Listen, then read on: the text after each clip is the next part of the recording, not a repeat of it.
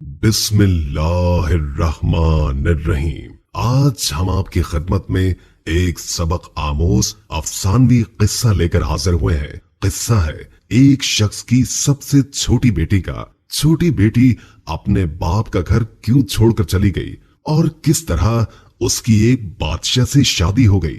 जानने के लिए वीडियो को आखिर तक जरूर देखिएगा। एक दफा का जिक्र है कि एक सौदागर था जिसकी 3 बेटियां थी। इसकी तीनों बेटियां बेहद खूबसूरत थी, लेकिन छोटी वाली सबसे प्यारी थी। उस सौदागर को अपनी तीनों बेटियों से बेइंतहा प्यार था।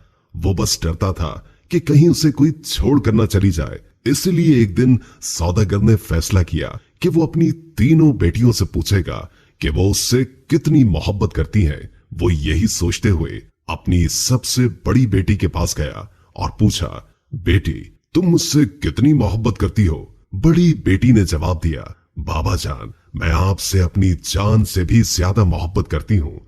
बाप ये सुनकर बेहद खुश हुआ और अपनी बेटी को एक कीमती सोने की माला दी। फिर वो अपनी दूसरी बेटी के पास गया और उससे भी यही पूछा कि बेटी तुम मुझसे कितनी मोहब्बत करती हो? दूसरी बेटी ने जवाब दिया, बाबा मैं आपको इस पूरी दुनिया में सबसे ज्यादा चाहती हूँ। बाप बेटी की बात सुनकर खुश हुआ और उसे बहुत सी सोने की अशर्फियां दी। अब सौदागर अपनी सबसे छोटी बेटी के पास गया, बेटी तुम मुझसे कितनी मोहब्बत करती हो? सबसे छोटी बेटी ने जवाब दिया कि नमक के बराबर। बेटी का जवाब सुनकर बाप को बहुत गुस्सा आया।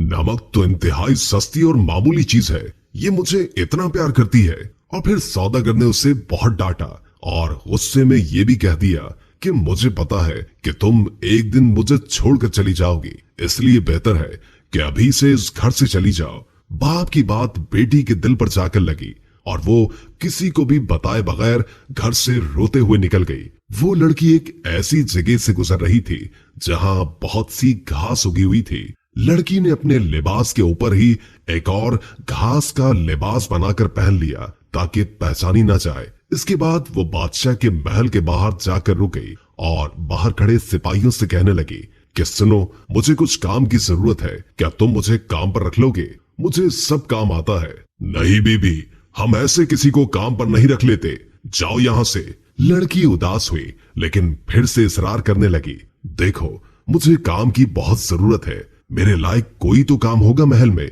इससे पहले कि सिपाही इनकार करता, एक बावर्ची उनके पास आकर खड़ा हो गया। उसने शायद लड़की की बात सुन ली थी। उसे लड़की पर बहुत तरस आया, इसलिए उसने लड़की को अपने साथ रख लिया। बावर्ची ने उसे सारे काम समझाए और उसे उसके सोने की जगह भी दिखा दी जहां और भी औरतें थी। किसी को उस लड़की का नाम तो नहीं मालूम था, तो उसका घास वाला लिबास देखकर सबने उसका नाम घसियारी रख दिया। अगले दिन महल में हलचल मची कि बादशाह एक बहुत बड़ी तकरीब का इनेकाद कर रहे हैं, उसमें हर कोई शरीक हो सकता है। तमाम मुलाजिम औरतें अपने आप को संवारने में लग गई। जब तकरीब का दिन आया तो घसियारी ने जाने से इनकार कर दिया और कहा कि उसकी तबीयत ठीक नहीं है, और फिर सब उसे आराम का कहकर चले गए। कुछ ही देर के बाद घसियारी उठी, अपना घास वाला लिबास उतारा और एक खूबसूरत सी पोशाक पहन ली जो वो अपने साथ लाई थी, और फिर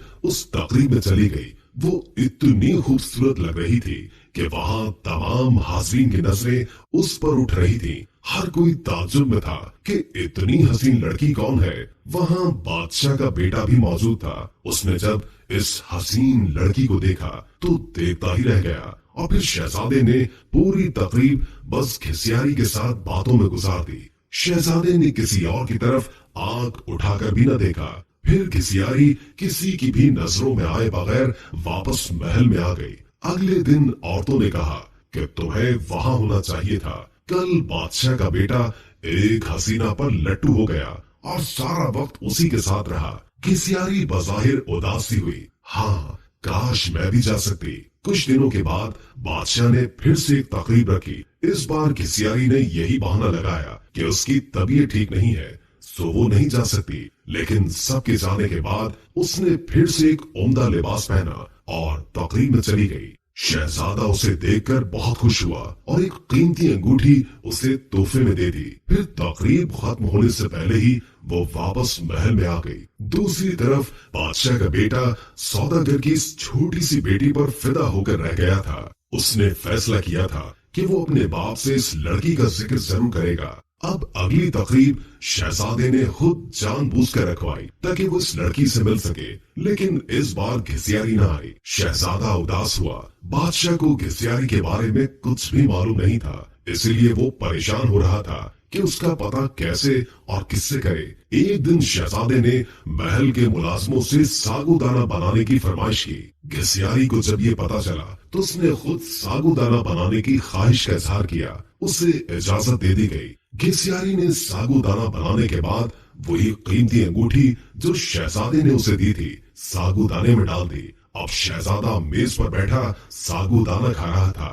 जब खाना खा चुका तो देखा कि प्याले में अंगूठी पड़ी है। वो अंगूठी पहचान गया और जल्दी से अपने मुलाजमीन को बुलवाया। मुलाजमीन ने बताया कि ये सागुदाना घिसियारी नामी मुलाजमा ने बनाया है। फिर घिसियारी को बुलवाया गया। शहजादा घिसियारी को पहचान न सका, लेकिन जब घिसियारी ने बोलना शुरू किया तो शहजादे को उसकी आवाज सुनकर यकीन हो गया कि ये वही लड़की है जो उसे तकरीब में मिली थी और जिस पर वो दिल हार बैठा है। फिर घिसियारी ने अपना सारा किस्सा शहजादे को बताया कि वो इस महल में किस तरह पहुंच गई। शहजादे ने घिसियारी का बादशाह को बताया और इन दोनों की शादी कर दी गई। शादी के बाद एक बहुत बड़ी तकरीब रखी गई। उस तकरीब में सिर्फ शहर के बड़े बड़े सौदागर और ओहदेदारों को बुलवाया गया था। घिसियारी के बाबा भी उस तकरीब में मौजूद थे।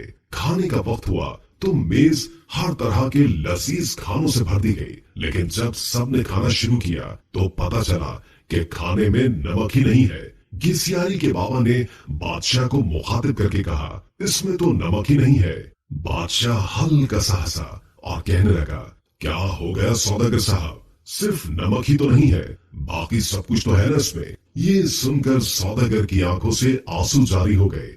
बादशाह ने उसे ताजुब से देखा और पूछा कि जनाब आप रोने क्यों लग गए। सौदागर ने कहा, आज मैं अपनी बेटी की बात समझ गया हूँ। खाने में नमक न हो तो चीज बदजायका हो जाती है, चाहे उस खाने में और कितने ही कीमती मसाला जात पड़े हों, लेकिन नमक के बगैर खाना कुछ भी नहीं। फिर सौदागर ने अपना किस्सा बादशाह को सुनाया और कहा कि मेरी बेटी मुझसे नाराज होकर चली गई है।